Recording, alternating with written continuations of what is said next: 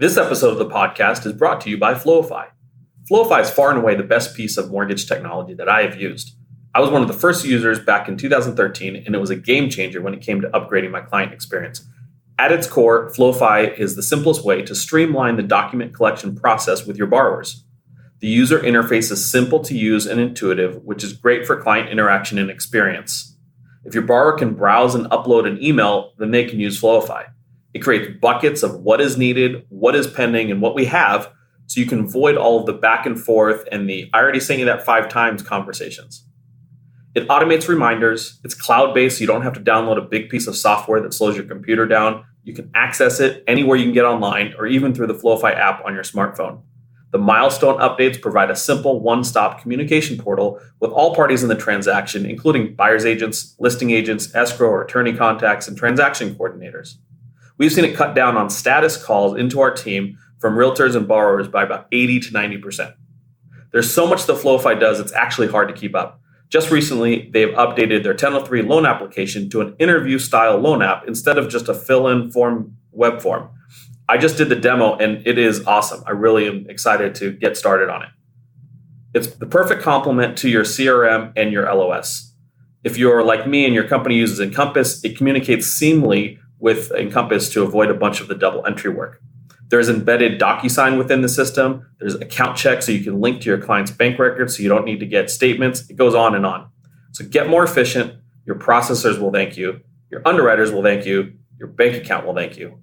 Sign up today and get 25% off your first 4 months by going to flowify.com/sauce. That's FLOIFY.com/SOSS.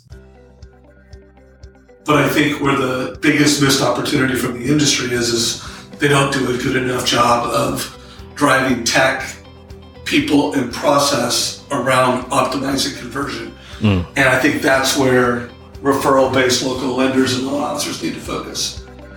You are listening to the Loan Officer Strategy Session podcast, where top producers answer your mortgage origination questions. To get your questions answered, check out our Facebook group, Loan Officer Strategy Sessions, or submit direct to the website for upcoming episodes at lostrategysessions.com. Now, here's your host, Andrew Sauce. Welcome to Loan Officer Strategy Sessions. I'm your host, Andrew Sauce. Today on the show, we have Dave Savage, founder and CEO of Mortgage Coach. Mortgage Coach is a mortgage presentation software that allows you to do some really great detailed analysis and present it in a really powerful way to your clients.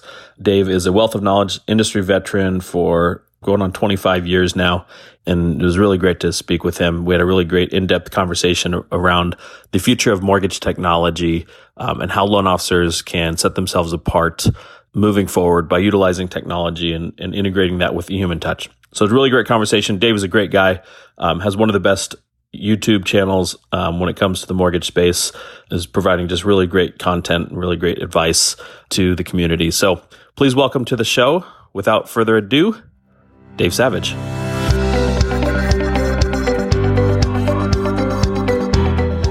Okay, here we are with Dave Savage with Mortgage Coach. Dave, thanks for joining us. It's good to be here, and thanks for the invite. You got it. Great. So, Dave, why don't you talk to us really quick about what your role in the company is currently, what Mortgage Coach is for those who don't know what it is, and then also just a little bit of history of how you got into the mortgage industry. I guess I might as well start there and work my way back into Mortgage Coach. Sounds good. So I started in the mortgage business in the 80s. I think it was 86 or 87. Rates were in the, 11 and a half, 12 and a half. I was going to college and kind of determined that I think I'd made enough money to finish college working at Smart and Final. Had no idea what the mortgage business was. All I know is I went to a happy hour and a mortgage broker drove a Mercedes and picked up all the happy hour for everyone. So I was like, whoa, this guy's, rich. And he loans people money. And, I didn't come from a family with money and had some big visions of my own. And I'm like, I got to get to know this guy. So his name was Mel Savick. He was my first mentor in the mortgage business. Hired me, and I think I made more money in my third month as a mortgage broker than I did in an entire year working at Smart and Final. So I, fell in love with the mortgage space, worked as a broker, became pretty successful rapidly, became one of the, whatever lists there were back in those days, one of the top loan officers in the country. And I always had a passion for technology, and was an early adopter of CRM. I think part of that came just because I was such a poor speller, and I don't think I could have sent follow-up notes. But this is like pre-email. Yeah. But I really needed help just to write a literate follow-up mail, follow-up letter to anybody. Yeah. So, I think I officially founded Mortgage Coach in 97 from the stage of Sales Mastery.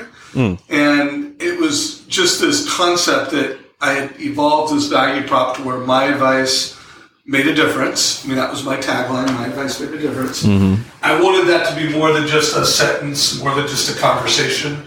I felt like it needs to be visual. Like, hey, when I tell you my advice makes a difference, I'd say it, and then I would show it, and I'd walk a family through a better way to make a mortgage decision called the total cost analysis. Mm-hmm. And I launched that from the stage of Sales Mastery. I was speaking that year. Mm-hmm. And I think it was 108 people bought Mortgage Coach. And I told my story. I, explained my process. And, I really felt like the Pied Piper as I walked off stage. I don't know if it was 107 or 117 loan officers followed me back and paid $995 to sign up for Mortgage Coach. Wow. That was the birth of Mortgage Coach. Wow. So today I'm the founder and CEO, and today it's much more than my unique sales process. It's a great community of not only very successful loan officers, but loan officers that believe in making education value prop, their competitive advantage. It's great. So was this just a piece of software that you developed in your own practice and then decided, hey, this is something that other people can use? Or did you take on developers to help you with that? So I have a co-founder. His name's Greg Wexler. And I was the idea guy, sales guy, and he is, the developer. We're still partners.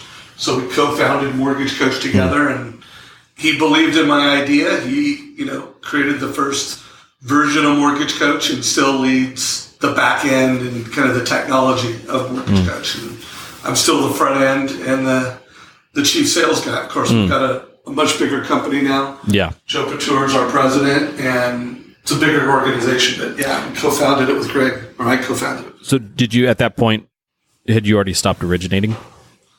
No, I don't think I sold my interest in a mortgage company until around June of 2000. Oh, got it. And so when I originally founded it, it was really to fund something that I wanted to grow my business. I felt like that Mortgage Coach sales process could turn a C player into a B player into A player.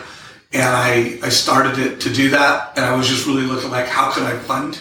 Because it was expensive, Yeah. It was, several $100,000 investment to create the software, and I didn't want to just go out of pocket on that. So originally I started Mortgage Coach just to fund what I wanted for my business. But then I fell more in love with that piece of technology and the Mortgage Coach mission than I did in, doing loans myself. So what did Mortgage Coach look like? I'm sure most people on this call or on this listening to this are familiar with what it is. Why don't you just give us a really high level version of what it is for those who aren't, and then talk to us about what did it look like back then versus what it's evolved to?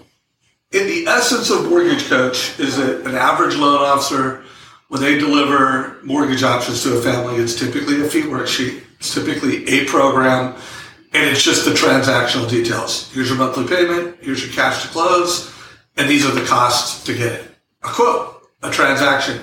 And the premise of Mortgage Coach is to provide more information, more transparency. And, it has that same transactional details, but it would also show the cost difference between different mortgage strategies over not only a monthly period, but a shorter term period, like 3 years or 5 years. Yeah. And then also show another longer term perspective. And typically you'll find most families, they got to know what the monthly payment is and the monthly cost.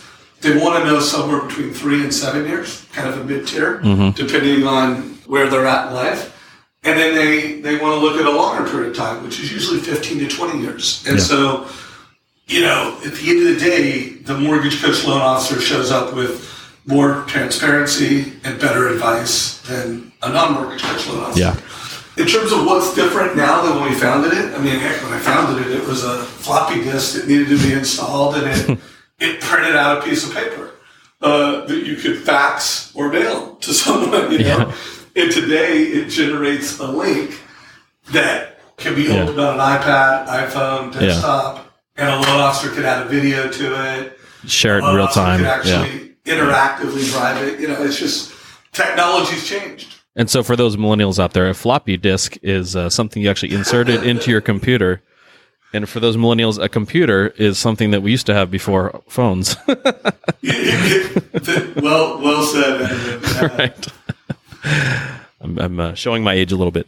That's awesome. So it's a really interesting way of, it's funny, I've been on and off Mortgage Coach for years, probably 10 years. I think I've been back and forth using it and not using it for 3 years on, 3 years off, that type of thing.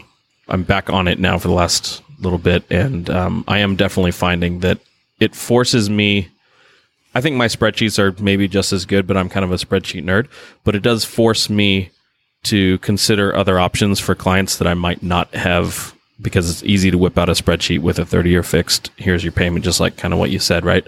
But it does, when I'm doing a total cost analysis, it does force me to consider some of those other options and present multiple options to clients and really be doing what I should be doing as a loan officer and as somebody who's moving from price to advice. And we can kind of get into that a little bit more as the industry is changing and as we're getting into some of these market conditions that require that. It definitely forces me to consider other options for clients and present those in a way that they're able to understand it. And I definitely find that one of the biggest strengths of, you know, really high quality loan officers and their success versus somebody who, you know, maybe is just as smart and just as eager and works just as hard is the ability for some people just have that ability to translate mortgage into English for people. And I think that's super critical to have the tools that are available to you that you can help meet a client at their level of financial sophistication. Quickly gauge that and not overwhelm them, but also not feel like you're leaving something on the table. And I think Mortgage Coach does a great job of balancing that like clarity and level of details. I think some of the changes that have been made where it's now you can sort of drill down more to the level of detail that you want without overwhelming somebody with just a bunch of numbers on the screen is critical.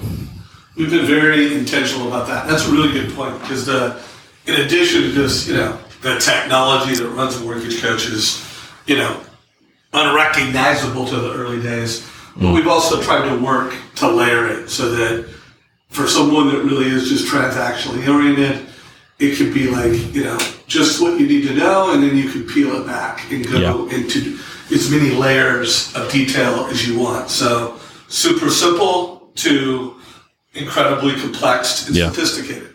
Yeah. And it also includes tax strategies and reinvestment strategies and obviously purchase versus refi. And so there's, you know, I'm just now kind of diving into peeling back the layers of the onion to dive into all the different stuff that I can execute on there. You said an important word, which is strategy. And I do think the loan officer, well, let's just say referral-based local loan officer needs to be a mortgage advisor, a mortgage strategist. I think if, you know, the business model of the future is there's transactional and there's relational. And let's face it, there's a lot of competitors getting into the transactional mortgage space. And I was just at, Digital Mortgage, and there wasn't a person I spoke to about Amazon Mortgage that, you know, it's not if Amazon is getting in the mortgage space, it's how and when is Amazon getting into the mortgage space. And so you just have to really look at, you're not going to win the transactional business. You can only win the relational. And if you're going to win at the relational game, you need to deliver more than just, hey, I'm nice, you like me, I give good service. Everybody delivers a great transaction now. You need to differentiate by the advice that you deliver. At least that's that's our thesis, and that's, what we believe as far as the future of the industry goes. So for those who are listening to this later on, since these live forever, the Digital Mortgage Conference just finished a couple weeks ago. I did not have a chance to go to it. What were some of your key takeaways from that? Like, what do you see in the short term for technology in the mortgage space? Is there any exciting stuff coming out? And how do you think that plays into, this market that we're going into Q4 of 2018? Probably going to last the next few years of probably depressed volume a little bit, definitely compressing margins slightly, although that seems to have tapered off a bit. What was your key takeaways from the conference? We could spend the rest of this conversation on that. I'm cool with that. No, I think you're the perfect guest to have on to talk about that stuff. And I do touch on mortgage tech quite a bit because I'm a little nerdy when it comes to that stuff, but definitely I would defer to your expertise on what your vision is for it, because I've got my own opinions on it. I guess I'll just kind of, not in any particular order. Sure. Takeaways I had at the event, and then things that were just reaffirmed. There's no doubt that there's just this pivot in the industry, that it is a full-on race to the best digital customer experience. And the marketplace is crowded. It's not just the usual suspects like, Costco lenders versus referral-based lenders versus big banks, And by the way, you got to throw credit unions in there. It's like every real estate company is now a lender, and Zillow's one of them. So you got Keller Williams and Zillow, Redfin in the space. That's a whole category. You got a new category of disruptors, like the Open Door and the OfferPad. Mm-hmm. You got another whole category of House, Angie's List, Home Advisor. Amazon's come in, not really a question anymore. It's just when and how. Big banks are better positioned than ever to pretty much eat up as much market share as they want. It's just a question of what do they want and when do they want it. So that was a takeaway, is just, wow, space is crowded. Clarity, the most exciting thing, because I think most of your listeners and most of my customers are referral-based local loan officers. Mm-hmm. I think it's exciting that the realtor is no longer king of the mountain. It's an opportunity for us to come in and be the captain of the wealth team. And really, if we can get to the customer first, which we can through our past customers, and I do think most of the referral-based local loan officers I know are better at aggregating leads and following up with leads and managing leads than realtors. So I think we're in a great spot to kill it if we execute well. So that was reaffirmed. The consolidation that's happening in the space was affirmed. Anthony Shea gave a presentation and just, talked about the fact that 1 out of every 5 refis is done by Quicken or loanDepot. 1 out of every 5. Just 6 years ago, it was 1 out of every 30. Yeah. So, consolidation is happening. Even in purchase business, those two lenders are doing 1 out of every 22 transactions. Obviously, Quicken is the monster there. Yeah. So those were takeaways. One note that I took after one of the executives from B of A spoke was that they've got 47 million households where they pretty much have an application ticket. So it's like they're just sitting on 1003s. So just kind of imagine when they really start flexing the power of Rocket Mortgage within your B of A app. Yeah. Those were all takeaways. Got super clear on the whole transactional versus relational play. And I think, my advice to your listeners is just to start pretending that you're competing with Amazon, even though it may be a few years. And what would you do differently? You need to niche, and you need to deliver services like an annual review to your past customers, like there's no tomorrow. Past customers, when I interview top producing loan officers, which I've interviewed hundreds, over 1,000, and usually the biggest regret, when I ask them, hey, what would you do different about your business? Yeah. It's usually like, oh, I wish I would have invested more consistently in my past customer database. I wish I would make the time and resource my business around actually delivering annual reviews and really optimizing my past customers. So I just think that I came out of it really clear that 2 things. If I am a loan officer or a lender that employs and makes a living on local loan officers is that you've got to build technology systems and processes to optimize your past customer database. Yeah. And then, in terms of the tech spend, I mean, it was, first of all, it's just amazing how many people are at Digital Mortgage. 1,500 executives of some of the most progressive, innovative, and profitable mortgage companies in the country are there. So it's kind of like, wow, who's who of the industry is there. It's pretty mind-boggling how many different technology companies now are in the space. So in this space as a vendor or as as a vendor, okay. People like me. Yeah.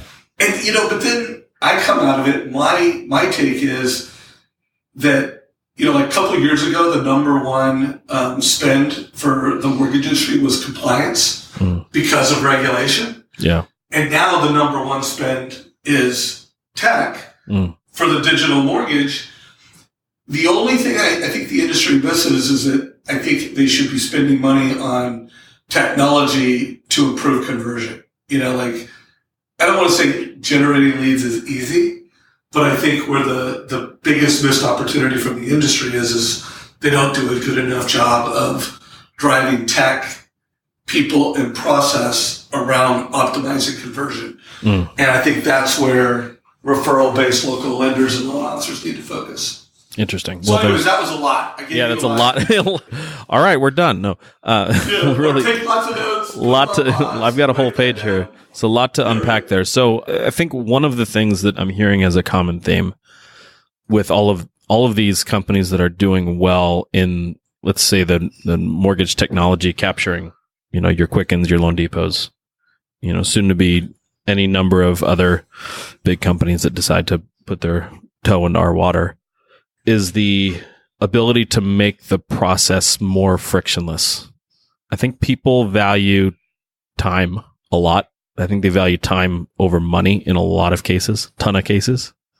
From the consumer standpoint, I think they value convenience and ease, certainly over money and price. And I mean, you can see those buying decisions in almost every avenue. I mean, where people DoorDash for their lunch instead of going out to lunch, even though there's a premium to do that because they value their time. And that's just one example of, multiple. Uber doesn't necessarily, I mean, Uber is cheaper than a cab, but even if it wasn't, I think people would still take Uber way over a cab simply because it's easy. Like, it's on their phone. You click a button. You don't have to hand over cash. You can see the car coming. They sell time. They sell time back to you. And I think that everything that we're looking at implementing, like in terms of at my local branch level and in our company, and the things that we talk about in terms of what is our technology stack going to look like, it has to do with how can we make the process easier for the client. So I know that that's not necessarily the point of sale and necessarily the conversion, but to me, it's a longer term play of the easier you can make a transaction, the easier you can make it to do business with me, the easier I can make it to do business with me, the more likely it is that you are going to do business with me in the future. I've had quite a few experiences at previous companies and even existing, the mortgage process is complicated and it can be cumbersome. It can be clunky, definitely can be clunky, especially over the last, I think even more so from 2010 through maybe 2 years ago. It was very, very clunky. And just the process of even getting easy mortgages through was definitely not frictionless. And I think that companies lost out on repeat clients. They even lost out on just repeat transactions, not because people went elsewhere, but because who wants to refinance to save $75 a month when it was such a nightmare the first time? I think a lot of people are going to look at that and say, I just don't want to go through it. It needs to be more significant. So there's an actual cost there to the end consumer of paying a higher interest rate when they don't necessarily need to, simply because it was kind of hard to get through the system. And I think if clients really knew that, they really knew that there was a cost to both the compliance and the arcane rules and the rules that don't make sense, there's a cost to them in terms of how much extra they're paying. I think that maybe they would fall onto a different side of the political spectrum when it comes to this heavy-handed regulation. So, back to kind of what we're talking about in terms of implementing different aspects of the transaction, both from a capture front-end sales process standpoint, as well as in-process and even post-closing, I think the focus needs to be on how easy can you make it. And there's certainly a lot of technologies out there that are making it theoretically easier, stuff that pulls in pay stubs, stuff that pulls in assets into the process so that we're not having to collect additional documentation. And certainly point of sale pieces of software like Mortgage Coach and others that make it easy to really, for a client to comprehend what it is that they're signing up for are really critical. So a couple things. There is no doubt speed and ease are critical. I just think there's a third, which is transparency. Yeah. The reason you love Uber is the speed, ease, and transparency. Yep. And you're right, it is cheaper, but even if it wasn't, you would still use it for the speed, ease, and transparency. And there's no doubt the transaction today, assuming you're leveraging one of the, point of sale experiences, which to say it's growing is an understatement. I mean, I expect by 2020, it'll be the norm where, people have different versions of a Rocket-esque mortgage, which has made the transaction easier, faster, with more transparency. Yeah. And, the thing is, that's not a unique competitive differentiator anymore. There's Rocket Mortgage, and everybody has their version of Rocket Mortgage. Yeah. And while there might be some nuances that some companies execute better than others and some technologies compete at a different level, it's really a table stakes thing. So, the way I see it is that the model has changed. If you think about your job 2 years ago, it's like you spend time doing lead development, and how good a job you are really dictates how successful you are. You work on advice and conversion. And usually the most successful loan officers, they kill it at lead development and conversion. And then you spend a lot of time on transaction. It's a lot of time for any loan officer or any team like yourselves to spend on transaction. And then there's client for life activities. Well, the transaction piece is contracting, and it really is becoming table stakes, just to be in the game. And so I think what you'll see kind of flash forward 2020 and beyond is that, that advice piece expands, and the loan officer or the team that can deliver the most value and can help a family go from I'm confused to I'm clear, fast, easy, simple, and then have that go into a transaction. Yeah. And then, by the way, manage the mortgage, continue to provide transparency and value after the transaction. That's where you win. And I do think, at least for 5+ years, if you could do that, advice, transaction is just table stakes anymore. You just can't. There's so many great lenders, so many great loan officers, that deliver a really great transactional experience. It really needs to be advice and client for life. That set you apart 2011 through 2015-ish. Because there were so many changes during that time. So the lenders that adapted quicker and got clear on what was required at that point versus prior to that point, I think were able to set themselves apart for closing on time. But now I agree with you. I think the pace at which things have changed has slowed from a compliance / guideline perspective, such that I think people have kind of caught up and, for the most part, know what they're doing and can get a deal closed. So I agree that what used to set you apart is now a prerequisite. You did talk about, and this is a common theme that I've had with a lot of my conversations, is how more and more the consumer is partially a generational thing and partially, I think, a technology thing. But the consumer is not waiting to get pre-approved when they found a house. And they're not even waiting to get pre-approved once they have talked to a real estate agent. They're actually talking to lenders first, I find, with a much, much higher frequency. Well, it's easier. I mean, first of all, it's like with Zillow, it's not only easy to find a home, whether you're looking for open houses or you're looking for, your dream home. It's easy to get pre-approved. It's easy to get rate quotes. It's like, anybody who knows how to use their mobile phone can get a rate quote. Yeah. Super easy, anytime, anywhere. Yeah. So I do think that presents opportunity and a dilemma for, let's say, our type of loan officer, which again is my audience is mainly comprised of similar clients as yours, of the local self-originated loan officer, not necessarily the call center type of model. So if our competition is larger institutions and companies that have a unlimited advertising budget and or have people with pre-existing relationships, i.e. big banks, credit unions, 1003s walk in the door. I'm looking at my front door right now. I don't have any 1003s walking in that door. People in contract ready to draw their earnest money deposit that I can go poach. It just doesn't exist for me. It's not my model. So I have to get in front of those people prior to, and other companies with Super Bowl ad level budgets are getting in front of them as well. And who knows who else comes into, not if, but when Amazon in some way, shape, or form comes in. If it's not Amazon, it's one of the FANGs, Facebook, Apple, Google, who knows, Netflix.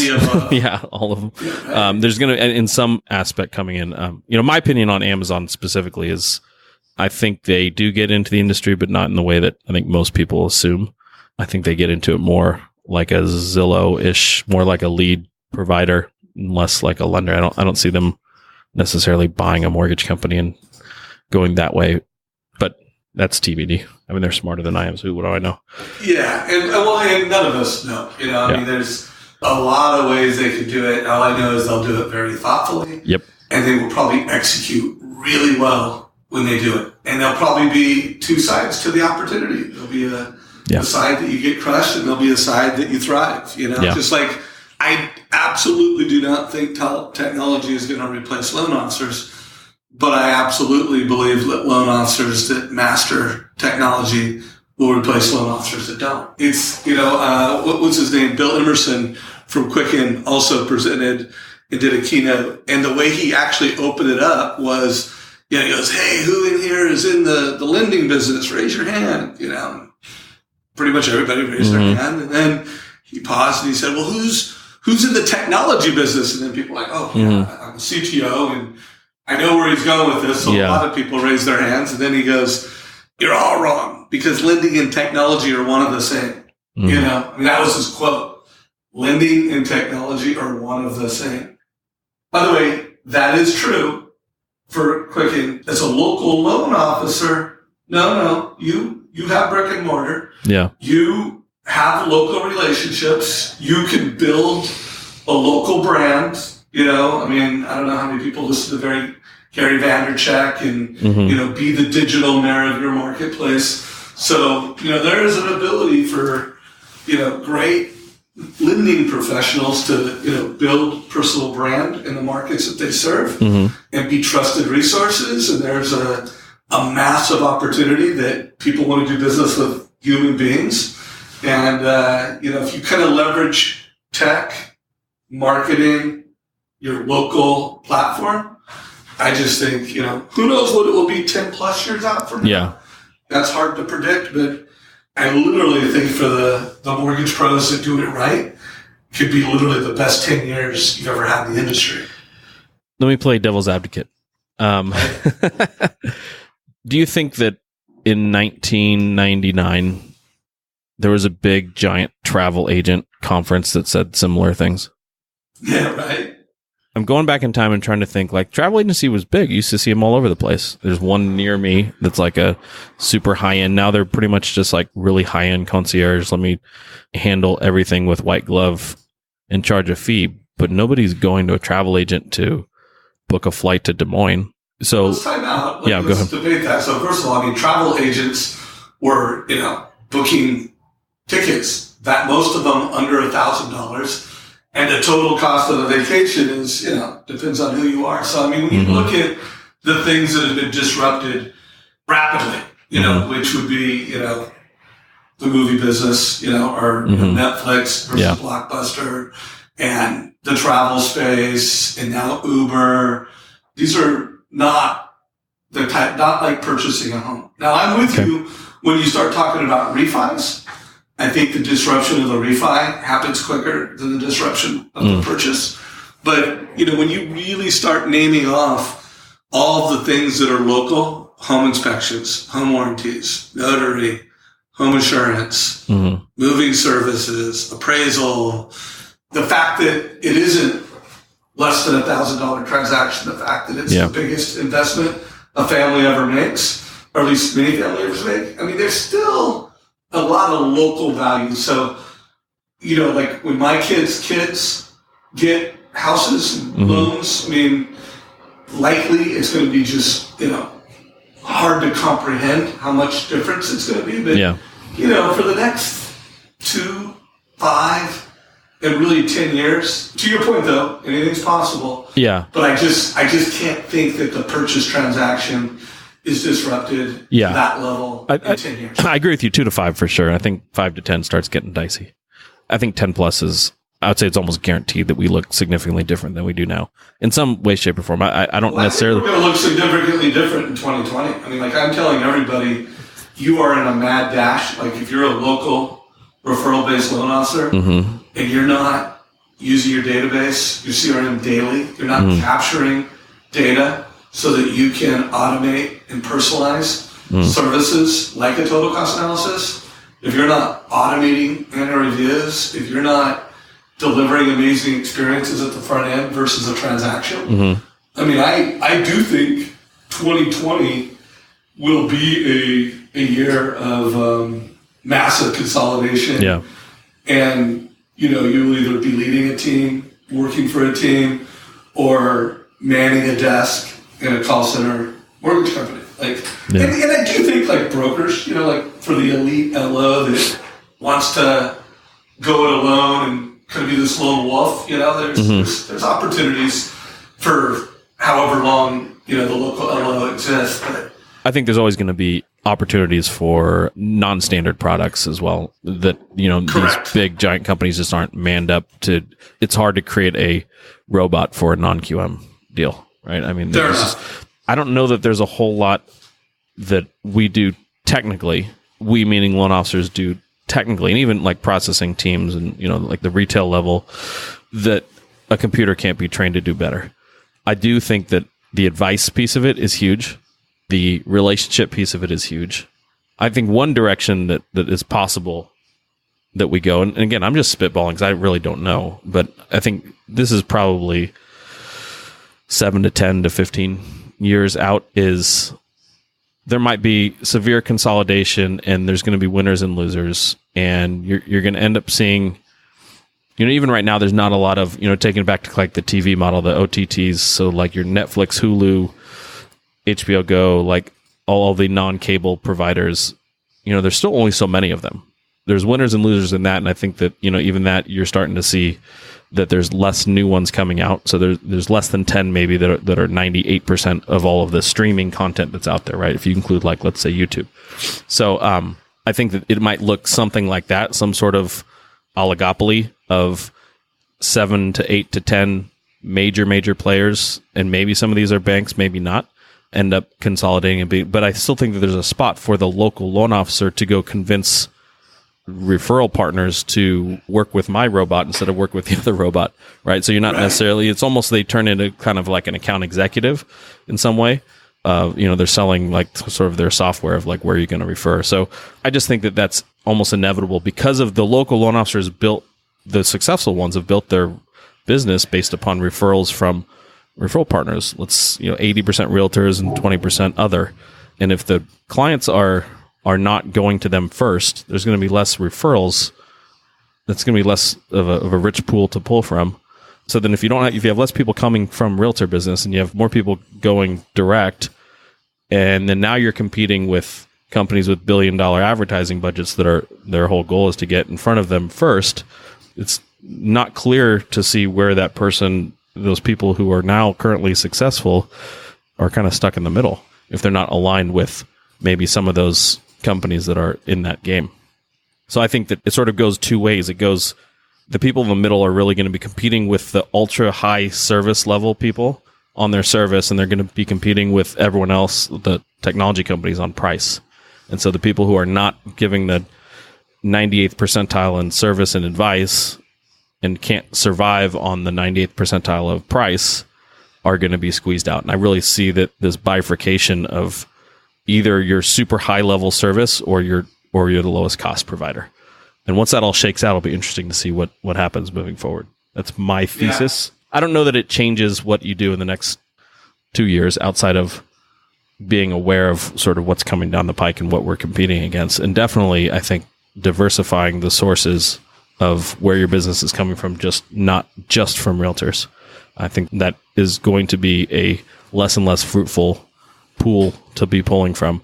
And I agree with you of I think the one thing that everybody can do is get on their database, because those people are people that you can actually capture, that you have captured in the past, and you can stay in front of them so that Quickens, the Amazons, whoever else is spending all the money to try to get in front of them, you're there first. And because there's going to be a lot of people after that person, more so than after the realtor.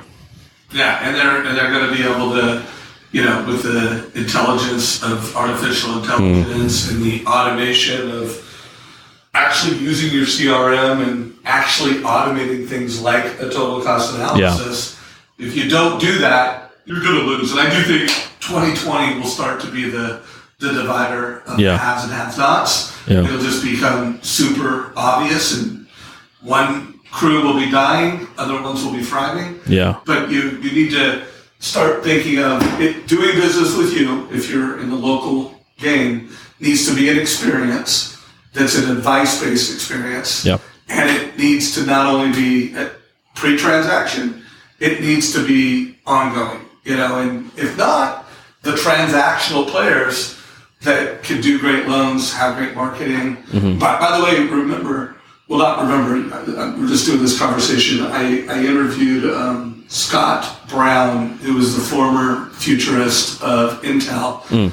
And you can check that interview. It's in the Mortgage Coach YouTube channel. Yeah, by the way, just so everybody knows, probably the best mortgage YouTube channel out there in terms of training content. If you just go on YouTube and search Mortgage Coach, there's literally thousands of videos of top producers, of interviews, of ways to get to advice. So just a quick plug there. You're not a sponsor of my show or anything, but I definitely think that Dave is out there doing it right when it comes to putting content out on YouTube specifically. So sorry, go ahead. Well, hey, no, thank you for that. But he said something. Well, he said a lot of things that were insightful. It was one of the best interviews of the year. But one of the things I hadn't really occurred to me is he said that voice technology is evolving and innovating so fast that within a couple of years, you as a family could be talking to a loan officer over the phone and not realize whether you're talking to man or machine. Between artificial intelligence and voice, that starts to get creepy, scary, for the local loan officer, that a phone call now is not even an in-person experience. Yeah. Flash forward a few years from now. And so, did you see that Google conference that did that? Yeah. Where they called the restaurant for a reservation? Yeah, the virtual assistant. Yeah. That was incredible. Yeah. That was pretty incredible. So, but they actually put in like ums and pauses to make it sound. Yeah. Right. You could give them accents, Yeah. And by the way, not to go too far off, but it could literally detect your voice, determine demographically where are you, and then who you're talking to could be a personality that statistically says, hey, this is Dave from California, and he wants to talk to blank from... And so not only are you not being able to tell this human, they're actually giving you a personality that's likely to build trust and create conversion faster. So that's incredible. Maybe that's not going to happen in 2 years, but that will happen. That's 100% going to happen. That's just all it is data. You have enough data, you can do regression analysis on anything. Yeah, it's a 10-year reality that, for sure, the phone experience will no longer be a sacred local human experience. Yeah. That's just a version of the, Facebook / Google / YouTube algorithm of the suggested videos, suggested websites. It's just a customer service version of that. Super interesting.